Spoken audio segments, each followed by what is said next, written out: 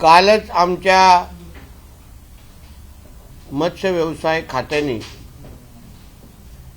एक महत्त्वाचं परिपत्रक जारी केलेलं आहे।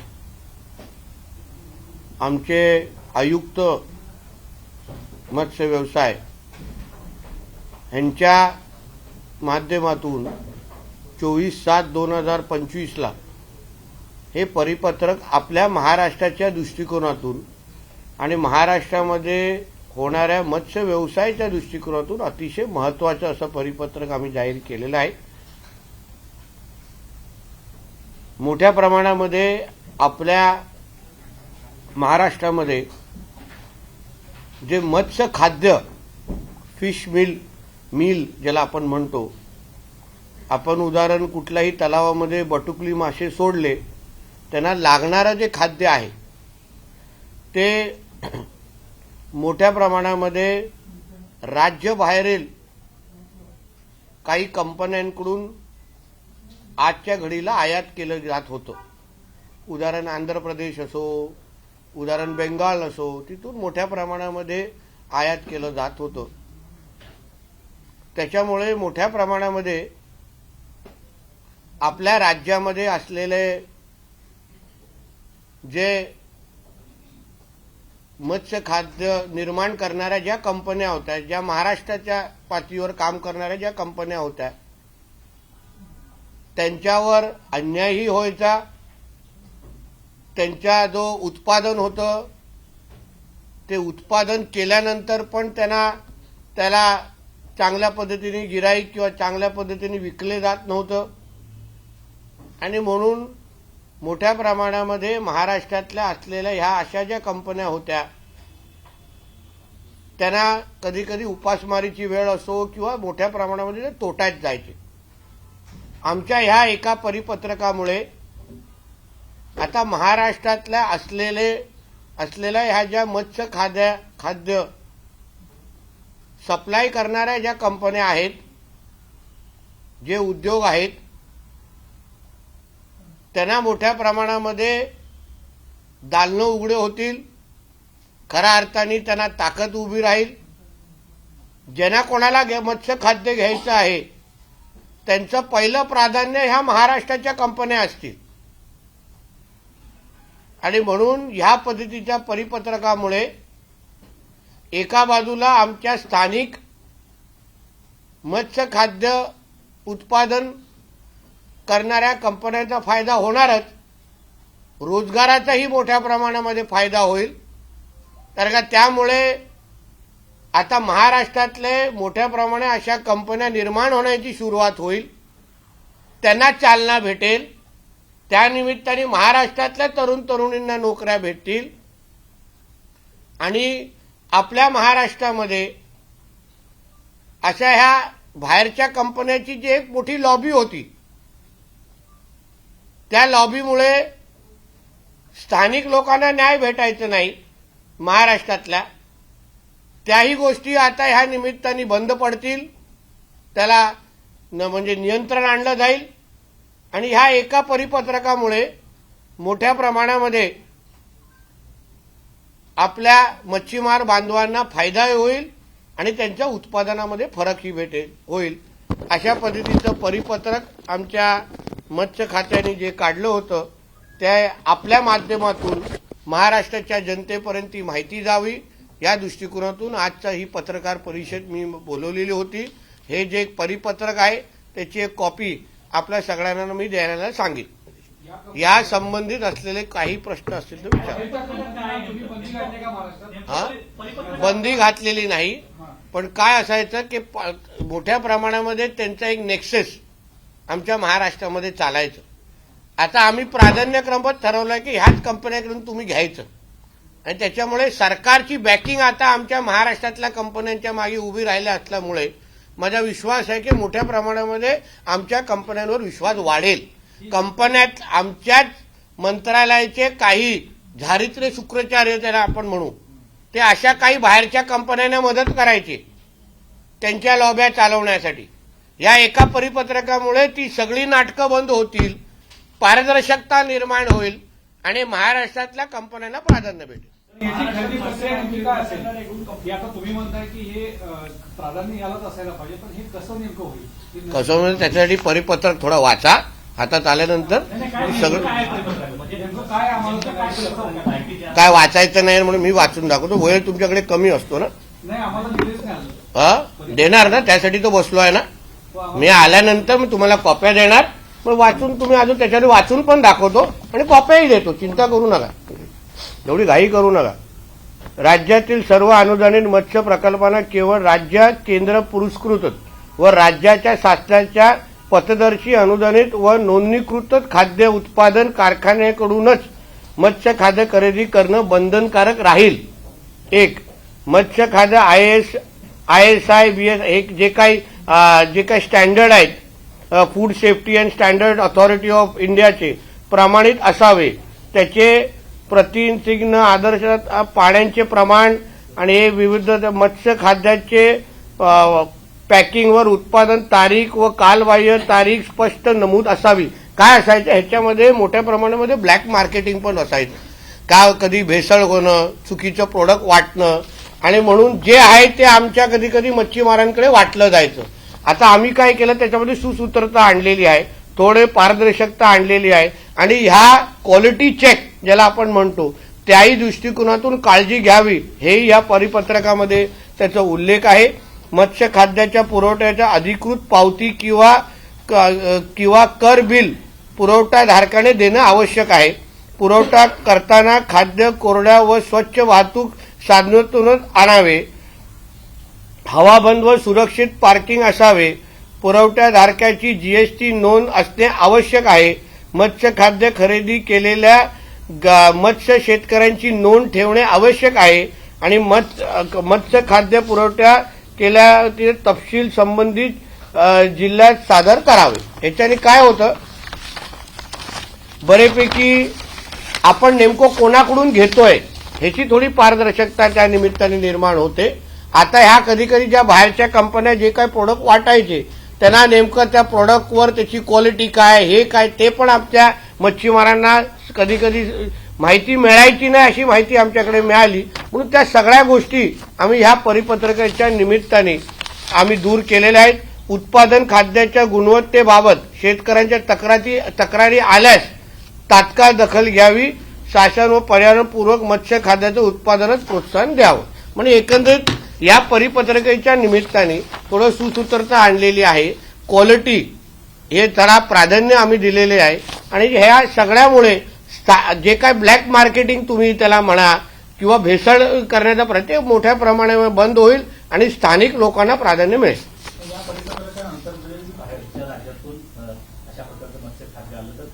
आमचं लक्ष राहील त्या गोष्टीवर. कारवाईपेक्षा अशा हे काढल्यानंतर पण अगर कोणी त्या निमित्ताने अगर परिपत्रक आलं म्हणजे आता अधिकृत झालेलं आहे, त्यानंतर असं कोणीतरी नियमबाह्य गोष्टी करायला सुरुवात केली तर कारवाई करण्याचे आमच्याकडे फाईन मारण्याचे आहेत, विविध केसेस टाकण्याच्या प्रक्रिया आहेत. आम्ही त्या गोष्टी करू. थोडं शिस्त ज्याला आपण म्हणतो ना, शिस्त थोडं आणण्याचा आमचा प्रयत्न आहे. वर्षानुवर्ष तसं हे नेक्सस तयार झालेलं आहे असं आम्हा लोकांना तरी आढळलं. पण हे तोडण्याचा प्रकार आम्ही ह्या निमित्ताने करतोय.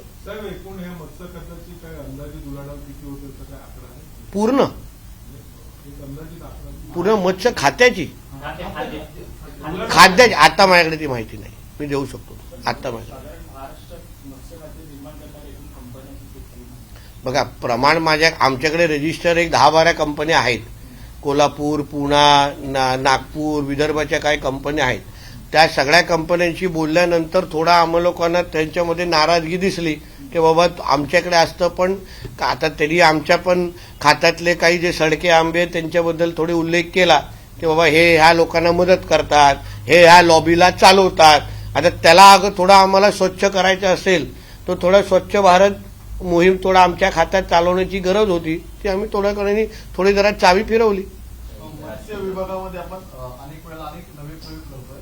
या परिपत्रकामुळे त्या लॉबीला लगाम बसेल. नक्की. आणि 10 ते 12 कंपन्या होत्या तर आता या कंपन्या जिल्हानिहाय वाढताना पाहायला मिळतील. नक्की. कारण का एक लक्षात घ्या, जेव्हा आम्ही कुठली लॉबी सक्रिय असं म्हणतो तेव्हा कुठल्याही लॉबीला सक्रिय होत असताना आतमधला सपोर्ट निश्चित पद्धतीने मिळतो. याच्यामुळे जो आतमधले आमचे काही धारीतील सुक्रचारी अधिकारी आहेत किंवा जे काही सडके आंबे त्यांना म्हणा, त्यांना हे आळा बसेल, कारण का त्यांची नावं आमच्याकडे आहेत. प्लस अशा काही ज्या कंपनी आहेत ज्या एकदम म्हणजे निकृष्ट दर्जाचं खाद्य देतात, पण शेवटी अधिकारी कधी कधी त्या लोकांना म्हणजे त्यांच्या बाजूनी उभं राहतात म्हणून त्यांचा धंदा वाढतो आणि स्थानिक लोकांना त्याचं नुकसान होतं. ह्याच्यामुळे काय होईल, लोकल मार्केटला प्रोत्साहन भेटेल. जे स्थानिक जे उत्पादन करणारे आहेत त्यांना प्रोत्साहन भेटेल का नाही, तुम्ही करा, सरकार आता तुमच्या बाजूनी आहे आणि चांगला तुम्ही प्रोडक्ट दिलात तर तुमचं उत्पादन वाढेल. अशा पद्धतीच्या ह्या परिपत्रकाचा इमिजिएट इफेक्ट तुम्हाला मार्केटमध्ये दिसणार. आपलं खातं हे सेंट्रलशी अनेक गोष्टी जोडल्या गेलेल्या असतात. अधिकारी वर्ग अनेक वेळेला आपल्या खात्यासंदर्भात सेंट्रलच्या गोष्टी दाखवत असतात कंपन्यांसंदर्भात. तर हे जे काही अधिकारी आहेत त्या अधिकाऱ्यांची नावं तुम्हाला समोर आलेली आहेत, तर या अधिकाऱ्यांवरती येणारा काळ कारवाई खात्यानं पाहिजे. आता बदल्यांमध्ये थोडं त्याची तुम्ही थोडी झलक दाखवलेली आहे. काही लोक वर्षानुवर्षे एकीकडेच बसलेले होते, त्यांना थोडं जरा हलून दुसरीकडे टाकलेले आहे. काही लोक अशा पद्धतीचा म्हणजे राज्याविरोधी भूमिका ज्याला आपण म्हणतो ते घेताना आपल्याला त्याच्यामुळे उत्पादनामध्ये आम्हाला फरक दिसत होता. त्या लोकांना थोडा आम्ही लोकांनी आमच्या पद्धतीने शासन देण्याचा प्रयत्न केलेला आहे. प्रयत्न एवढंच आहे की ह्या मत्स्य खात्यामध्ये पारदर्शकता यावी, लोक आमचं उत्पादन वाढावं, स्थानिक उत्पादकांना खऱ्या अर्थाने वाव मिळावी, ताकद मिळावी, या दृष्टिकोनातून हे आमचे प्रयत्न चालू आहेत. सर, सीएम देवेंद्र फडणवीस यांनी मेक इन महाराष्ट्राची जी कन्सेप्ट आणलेली होती तुम्ही डेव्हलप करताय, मात्र प्राइस मॅच याच्यामध्ये करता येणार आहे का, की ते महाग पडू शकतं? बघा, एक चांगला प्रश्न तुम्ही विचार. शेवटी बघा, हे स्पर्धेचं युग आहे. स्पर्धेच्या युगामध्ये आमच्या महाराष्ट्रातल्या कंपन्यांना अगर उतरायचं असेल तर त्यांनी स्पर्धात्मक पद्धतीने हे जे काय आंध्र प्रदेशच्या कंपन्या असो, वेस्ट बेंगॉलच्या कंपन्या, त्यांच्यावर स्पर्धात्मक पद्धतीने उतरवण्याची तयारी असली पाहिजे. मग त्यांची कदाचित क्वालिटी कमी असेल पण त्याचा प्राइस पण कमी असतो या बाहेरच्या कंपन्यांचा. मग आपल्या कंपन्यांना अगर त्याच पद्धतीने अगर उतरायचं असेल तर त्यांनी क्वालिटी पण चांगली द्यावी आणि प्राइसवर पण त्यांनी नियंत्रण आणण्याची गरज आहे. म्हणून ह्या दोन्ही विषयावर अगर आमच्या राज्यातले जे मत्स्य खाद्य उत्पादन करणाऱ्या कंपन्यांनी विचार केला तर आम्ही सरकार म्हणून आता आम्ही पहिलं पाऊल टाकलेलं आहे. आता 4 पावलं त्यांनी टाकावी. मुख्यमंत्र्यांच्या दिल्ली दौऱ्यानंतर संजय राऊतांनी आज प्रेसमध्ये असं म्हटलंय की 4 लोकांची नावं जाहीर केली, 4 मंत्र्यांची. एवढे वाईट दिवस आले आमच्या पत्रकार बंधूंचे की सामनातून बातम्या तयार करायला लागतायत. एवढे वाईट दिवस आलेत. अहो, ज्यांना संजय राजाराम राऊत गेल्या कित्येक वर्षापासून बोलतायत की पहिलं आमचं शिंदे साहेबांचं सरकारच्या किती तारखा आल्या, कुठलंही खरं ठरलं नाही. आता त्यांच्या नवीन भविष्यवाण्या येतात. म्हणजे आपल्या लोकांचे काही चॅनल्स, सगळे नाही, काही लोकांनी फार अतिशय चांगल्या, पण काही चॅनलचे तर एवढ्या कंटेंटचा प्रॉब्लेम झालाय की संजय राजाराम राऊतच्या बातम्या चालवायला लागतायत. अहो, त्यांचे शिवसैनिक त्यांचे सामना उभाटावाले सामना वाचायचं बंद केलेले आहेत, पण आमचे काही चॅनल बाळमोठं करतायत, काही चॅनल. हो, एवढे वाईट दिवस पत्रकारांवर येऊ नये एवढेच आमच्या रामेश्वराकडे अपेक्षा आहे. सर, एरे एरे पैसा हा मराठी सिनेमा आहे, तर त्याला स्क्रीनिंग मिळत नाही आहे. एका हिंदी चित्रपटासाठी मराठी चित्रपटाला स्क्रीनिंग मिळत नाही, त्यामुळे मुंबईत पुन्हा एकदा मराठी हिंदी अशी तक्रार अगर आली तर सरकारमध्ये आम्ही लोक बसलेलो आहे, त्याच्या डिस्ट्रीब्युटरशी आम्ही मदत करू ना त्यांना. तुमच्याकडे बातम्या देण्यापेक्षा सरकारमध्ये बसलेल्या आमच्या लोकांच्या अगर संपर्क केला ना, आम्ही मदत करायला तयार आहे. आम्ही बोलतो डिस्ट्रीब्युटरना, चला यांना कोणा स्क्रीन द्या. आज जेएनयूमध्ये मुख्यमंत्र्यांच्या विरोधात घोषणाबाजी झाली आहे. अहो, ते डाव्या विचाराच्या सरणीचे ते सगळे मुलं, त्यांना दुसरं बिनकामाची लोक आहेत, त्यांना काम काय दुसरं, काम काय दुसरं. छत्रपती शिवरायांच्या कार्यक्रमाला आणि अशा पद्धतीने त्याला कामच ते आहे, पगारच त्यांना त्याच्यासाठी भेटतो. सर, पंतप्रधान नरेंद्र मोदींनी आज एकंदरीत जेवढा कार्यकाळ पूर्ण केलेला आहे त्यामध्ये इंदिरा गांधींना त्यांनी मागे टाकलेला आहे आणि नेहरूंपर्यंत ते पोहोचलेले आहेत. त्या ठिकाणी चर्चा सुरू झालेली आहे. कशा प्रकारे फक्त या कार्यकाळात बघा, आदरणीय पंतप्रधानांनी असंख्य आता वर्ल्ड रेकॉर्ड तोडत ते पुढे चाललेले आहेत. म्हणजे जागतिक विक्रम ज्याला आपण म्हणतो. आणि म्हणून आपल्या पूर्ण युगातला सर्वात यशस्वी पंतप्रधान यांची नोंद म्हणून आदरणीय नरेंद्र मोदीजींचं नाव आता नोंदवलं जाणार आहे. म्हणून अजून खूप रेकॉर्ड तोडायचे आहेत, टप्प्याटप्प्याने सगळे तुटले जातील. हिंदी मराठी वाद सुरू असताना मुंबईच्या अलीगढ मुस्लिम विद्यापीठामध्ये जवळपास 200हून अधिक विद्यार्थी ही मराठी भाषा शिकवत आहेत आणि महाराष्ट्रात येऊन त्यांना करिअर करायचं आहे. चांगली गोष्ट आहे, अतिशय चांगली गोष्ट आहे. हे थोडं जरा ह्याच्याकडून प्रेरणा थोडा आमच्या नल बाजार भेंडी बाजारवाल्यांनी घ्यावं, थोडं तिथूनही घ्यावं, किंवा अजून जास्त प्रेरणा घ्यायची तर आमच्या कोकणातल्या मुसलमान बांधवांकडून घ्यावं. शुद्ध मराठी बोलतात, कुठेही आमच्या सिंधुदुर्ग रत्नागिरीमध्ये जावा शुद्ध मराठी बोलतात. पण ती अजूनपर्यंत इथपर्यंत भेंडी बाजारपर्यंत तो विषय पोचलेला नाही वाटतं, नल बाजार विजारावर पोचलेलं नाही वाटतं. सामाजिक कार्यकर्ते अंजली गावणे यांनी आज पत्रकार परिषद घेतली. राज्याचे मुख्यमंत्री देवेंद्र फडणवीस यांना धनंजय मुंडे यांना परत मंत्रिपद द्यायचं, त्यामुळे कोर्टाकडे त्यांना स्क्रीन चिट मिळाली असं त्यांनी दावा केला. असं मला, मी पत्रकार परिषद बघितली नाही. सकाळपासून मी माझ्या मंत्रालयाच्या कामामध्ये होतो.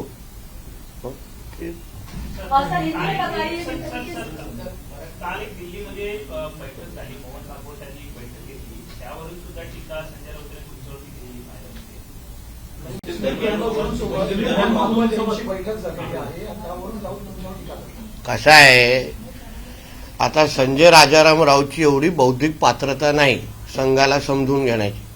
आम्ही उशीर का होईना आम्हाला जो काही राष्ट्रीय स्वयंसेवक संघ समजला, त्याच्यामुळे संघासाठी हिंदुत्व हे राष्ट्रत्व आहे.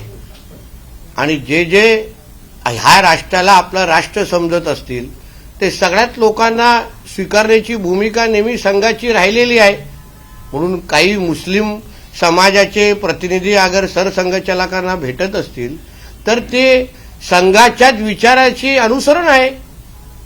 शेवटी ह्या राष्ट्राला आपलं राष्ट्र जे समजत असतील ते सगळेच आमचे आहेत ना. जे मुसलमान बांधव या भारत माता की जय बोलत असतील ते आमचेच आहेत ना. सर तन से जुदावाले आपले नाही आहेत, फरक आहे त्याच्यामध्ये. आणि म्हणून या बैठकीचा फायदा अगर उद्या लव जिहाद कमी करण्यासाठी होत असेल, लँड जिहाद कमी करण्यासाठी होत असेल आणि ह्या सर तन से जुदावाल्यांच्या तोंडातून भारत माता की जय चे नारे ऐकायला भेटत असतील तर ह्या बैठकीचं कौतुकच करायला हवं. म्हणून एवढ्या वर्षानुवर्ष हे संजय राजाराम राऊत आमच्या संघाच्या सहवासात राहून पण कदाचित त्याची अकलेची कॅपॅसिटी वाढलेली नसेल, पण त्याच्याकडून हीच अपेक्षा आहे. काँग्रेसचे प्रदेश उपाध्यक्ष आणि जालन्याचे माजी आमदार कैलास गोरंट्याल यादी मोठी आहे रे बाबा. किती लोकांच्या बातम्या तुम्ही चालवणार, तुमचा चॅनल थकेल पण आमच्याकडे प्रवेश बंद होणार नाही. सर, महायुतीतील आमचे प्रदेशाध्यक्ष रोज तिथे बसून नुसतं चाबीत फिरवत आहेत, सर रोज प्रवेश होत आहे आमच्या इकडे. चव्हाण साहेबांच्या पायगुणच एवढं आहे काय पूर्ण मोठी लाट आतमध्ये आलेली आहे. महायुतीतील नेते असो किंवा मंत्री असो त्यांच्या वादग्रस्त वक्तव्यामुळे मुख्यमंत्र्यांनी नाराजी व्यक्त केलेली आहे. अनेक असे मंत्री आहेत, कोकाटेंचे लेटेस्ट प्रकरण आहे, त्यांच्या राजीनाम्याची विरोधकाकडून मागणी होते. तुम्ही कसं बघताय सगळ्यात? असं आहे की शेवटी तो मुख्यमंत्री साहेबांच्या चौकटीत असलेला विषय आहे. ज्यांना जी समज द्यायची गरज आहे त्या पातळीवरचे त्यांचे नेते मंडळी देतातच आहे. आता जो अजितदादांचा पक्षाचा विषय त्या संबंधित अजितदादा हँडल करतायत, जो शिंदे साहेबांचा विषय तो शिंदे साहेब हँडल करतायत. आणि म्हणून मुख्यमंत्री हे राज्याचे प्रमुख असल्यामुळे ते आपल्या आपल्या पद्धतीने आपली भूमिका ह्या दोन्ही मित्र पक्षांना त्यांनी कळवलेलं आहे. महायुती म्हणून इमेजला तडा जात नाही असं वाटत नाही. म्हणून तर बघा ना असे परिपत्रक काढतोय ना, आमचे इमेज नीटनेटकं ठेवावं म्हणून एवढे चांगले परिपत्रक, आम्ही चांगले निर्णय घेतोय. तुम्ही त्या निर्णयांना किती चालवता आणि हे बाकीचे सामन्याच्या स्टोरी किती कमी चालवता त्याच्यावर आहे.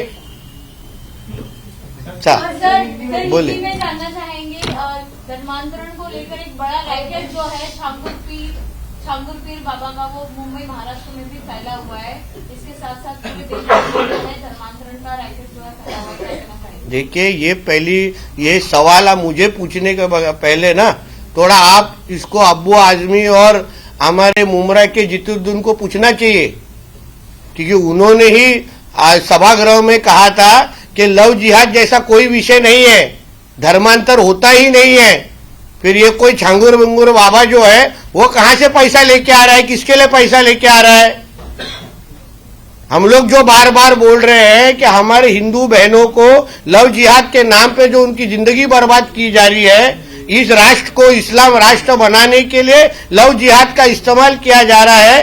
और हम पे जो आरोप करने वाले लोग हैं कि ये लोग धर्म धर्म में आग लगाते हैं, फिर अभी कहाँ गए वो अबू आजमी और जितेंद्र आव्हाड जैसे लोग जो बोलते लव जिहाद ही नहीं होता था? चांगुर बाबा क्या उनका जमाई है क्या? तो उनको पूछना चाहिए ना फिर। तो इसलिए ये जो कोई ये बाबा विबा है चांगुर बाबा, उसको जो कड़ी सजा मिल रही है ना, ऐसे दिलेंगे कि कोई वापस हिम्मत करेगा नहीं हमारे हिंदू बहनों के तरफ गंदी नजर से देखने का। सर, मिनिस्ट्री ऑफ फिशरीज एक नया सर्कुलर लेके आया है, ये सर्कुलर एग्जैक्टली क्या है? देखिए, हमारे महाराष्ट्र में, थैंक यू मैडम, आपने बहुत अच्छा सवाल पूछा है। मैं रुक रहा था कोई तो मेरे को अच्छा कुछ सवाल पूछे, और वो भी हिंदी में पूछे। तो इसलिए हमारे फिशरीज मिनिस्ट्री ने आज जो फिश मील जिसको कहते हैं, जिसको फिश को जो खाना देते हैं, वो अभी तक बाहर के राज्यों से बहुत बड़े पैमाने पे हमारे स्टेट में आता था। हमारे इस परिपत्रक के वजह से, सर्कुलर के वजह से, हमारे महाराष्ट्र के जो फिश मील के जो कंपनीज है, उसको अभी हम लोग ने प्रेफरेंस देना चालू कर दिया है। हम लोग ने उनको ताकत देना चालू किया है। हमारे इस सर्कुलर के वजह से पहला प्रेफरेंस उनको दिया जाएगा। उनके ही माध्यम से फिश मील खरीदना ये कंपलसरी हो चुका है ये सर्कुलर के बाद में। इसलिए उसका बड़े पैमाने पे फायदा हमारे लोकल फिश मिल कंपनीज को होगा, और उसके वजह से एम्प्लॉयमेंट में भी बढ़त होगी। महाराष्ट्र नवनिर्माण सेना की तरफ से आरोप किया जा रहा है, ये रे पैसा 3, ये मराठी मूवी है जिसको हिंदी पिक्चर साइडा चल रही है, उसके चलते मुंबई महाराष्ट्र में स्क्रीन। देखिए, ऐसा है, जिसको अगर कुछ भी अगर किसी को ऐसा अन्याय लगता रहेगा, उन्होंने सरकार के लोगों से संपर्क करना चाहिए। हम मदद करेंगे। हमारे वो जो कोई ये रे पैसा जो उनको स्क्रीन चाहिए, हम उनको मदद करेंगे। इसके लिए इतना कुछ सोचने का जरूरत ही ना। हम लोग सरकार में बैठे हैं ना, हम लोग मदद करेंगे ना। हम भी मराठी है, हम क्या पाकिस्तान से आए नहीं है। लेकिन सर, ये सवाल उठता है कि जाएगा और मराठी में सरकार इतना प्रमोट कर रही, बावजूद उसके स्क्रीन ना देना, डिस्ट्रीब्यूटर स्क्रीन मांगते हैं, फिर मराठी फिल्म को न मिलना। देखिए, ये क्या अभी नया मुद्दा नहीं है, नया मुद्दा नहीं है। वो जो आपने सैयारा जो पिक्चर चला बोला, वो बहुत बड़ा सुपरहिट हो चुका है। उसके साथ अगर अपने ये मराठी पिक्चर भी उतनी अच्छी होगी, उनको किधर स्क्रीन कम ज्यादा होती रहेगी। डिस्ट्रीब्यूटर बिजनेस माइंडसेट से हर चीज को देखते हैं। तो इसलिए वो विषय अगर हमारे कोर्ट में दिया है तो हम अच्छी तरह से सॉल्व कर सकते हैं। मुंबई अहमदाबाद रोड पर जो गुजराती फलक है, गुजराती बोर्ड लिखे हुए हैं, होटल्स पे काठियावाड़ी भोजनालय, इस तरह से, तो मंजे के लोगों ने वहां जाके वो बोर्ड उतरवाए। देखिए, मुझे इतना ही है, हिंदुओं को इस तरह से बांटने की चीज नहीं होनी चाहिए। मैं बार बार उसी मुद्दे पे बोल रहा हूं, और इसलिए मैं उसी मुद्दे पे रहूंगा कि इस तरीके से हिंदुओं को बांटने की चीज नहीं होनी चाहिए। महाराष्ट्र में, देश में रह के उर्दू लिखने वाले लोगों को अगर कोई रोकने की हिम्मत दिखाएगा ना, तो फिर सत्कार करने का वक्त आ जाएगा। इसलिए हिंदुओं को बांट के अगर कोई अपना कॉलर टाइट करता रहेगा ना, तो उसको कोई बड़ी बात नहीं मानूंगा। वो अपने हिंदुत्व के खिलाफ की बात है। Sir, first glass skywalk in Konkan आपने इनॉग्रेट वैभववाड़ी सिंधुदुर्ग में। हाँ, क्या ये एक स्टेप है towards boosting tourism in Konkan end Maharashtra? Definitely ऐसे बहुत सारे प्रकल्प हम लोग हमारे सिंधुदुर्ग कोकण में लेके आ रहे हैं। ये फर्स्ट ग्लास ब्रिज या स्काईवॉक जो हमारे महाराष्ट्र में पहला है और हमारे देश में तीसरा है, और भी 2 राज्यों में है, मगर हमारे महाराष्ट्र में पहला है, जो हमारे वैभववाड़ी सिंधुदुर्ग में अभी लोगों के लिए शुरू हो चुका है। आपको सबको इनवाइट करूंगा, आप जरूर उस पे जाइए एक टाइम पे, मगर 25 जन ही जाइए, वरना उसके लिए मेरे को अलग प्रेस कॉन्फ्रेन्स लेनी पडेल। हो, त्याच्यामध्ये शेरपे, नापणे आणि नादवणे हे तिन्ही गावासाठी, त्या तिन्ही गावाच्या ग्रामपंचायतींनी एकत्र येऊन तो ब्रिज तयार केलेला आहे। आणि म्हणून बोलायचं असेल तर या तिन्ही गावांचं नाव आपण एकत्र घ्यायलाच लागतं, नाहीतर आमच्यासारख्या लोकप्रतिनिधींना फार अडचण होईल। क्योंकि कोंकण में से और भी बहुत सारी पिक्चर्स लोकेशन है, या और भी ग्लास ब्रिजेस बनाए जरूर है, ऐसे प्रपोजल हमारे पास है। अभी सावडाव के पास एक ऐसे ही वाटरफॉल है, उसी तरह का प्रोजेक्ट हम लोग उधर भी करने वाले हैं। ऐसे अलग अलग टाइप के प्रोजेक्ट जिसके वजह से आप सब भी हमारे कोकण में आ सकेंगे, टूरिज्म हमारे कोकण में बढ़ेगा। उस बड़े पैमाने पे अलग अलग ये ऐसे आइडियाज जो यूनिक आइडियाज है जिसके वजह से हमारे टूरिज्म को बहुत बड़ा बढ़ावा मिलेगा, उसके साथ एम्प्लॉयमेंट भी बहुत उसको बढ़ावा मिलेगा, उसको हम लोग हमारे इधर प्रमोट कर रहे हैं। सर रात्री 8 वाजता मुख्यमंत्र्यांनी कोकण विभागाची बैठक बोलावली आहे. मला वाटतं राज्याच्या सगळ्याच विभागांबरोबर बैठका आमच्या मुख्यमंत्री आणि आमचे प्रदेश अध्यक्षांची सुरू आहे. या आज कोकणाची पाळी आहे आणि म्हणून कोकणामध्ये आमच्या भारतीय जनता पक्ष येणाऱ्या स्थानिक स्वराज्य संस्थेमध्ये नेमकं आमची काय भूमिका असणार, आमची संघटनात्मक बांधणी किती आहे, काय आहे, या सगळ्याची माहिती आमचे दोन्ही हेडमास्टर आमच्याकडून घेतील. ठीक है. यूनिवर्सिटी में अगर मराठी पढ़ाया लोग पढ़ रहे हैं तो बड़ी बात है, जबकि महाराष्ट्र में मराठी को लेकर विवाद है या जो लोग मना कर रहे हैं तो सीखना चाहिए अलीगढ़ में जो लोग मराठी. जरूर सीखना चाहिए. उल्टा मैं तो बोलता हूँ अलीगढ़ से लेके भेंडी बाजार, अलीगढ़ से लेके नल बाजार और अलीगढ़ से लेके बहरामपाड़ा सब जगह में मराठी सीखना जल्दी शुरू करना चाहिए. और अलीगढ़ ही क्यों, हमारे कोकण, हमारे सिंधुदुर्ग, रत्नागिरी के भी मुसलमान बांधवों को अगर उधर एरिया में घुमाएंगे ना तो बहुत अच्छा मराठी बोलते हैं वो, तो उनसे भी थोड़ा सीखना चाहिए ताकि आगे कभी कभी जाके कभी ना कभी तो आजान भी मराठी हमको सुनने को मिलेगी. और पब्लिक प्लेसेस पे भी मराठी भाषा को लेकर लोगों को प्रताड़ित किया जा रहा है, उनको जबरदस्ती बोला जा रहा है कि आप मराठी बोलिए, आप हिंदी में बात नहीं कर सकते. ऐसा एक शौचालय का वीडियो भी सामने आया है, इसको किस तरीके से आप देखते हैं? देखिए ऐसा है, मैं बार बार वही बोल रहा हूँ, मुंबई महाराष्ट्र में रह के मराठी आनी ही चाहिए, उसमें कोई दो बात नहीं है. मगर इस तरीके से जोर जबरदस्ती करना, मारना, तो यही ताकत आप माहिम दरगाह के सामने जाके दिखाएंगे तो थोड़ा और अच्छा लगेगा ना हमको. हम लोग उसी के लिए कुछ तो रुके हैं. इसलिए गरीब हिंदुओं को अगर टारगेट करना है तो हमारे सरकार को क्या करना अच्छी तरह से मालूम है. धन्यवाद.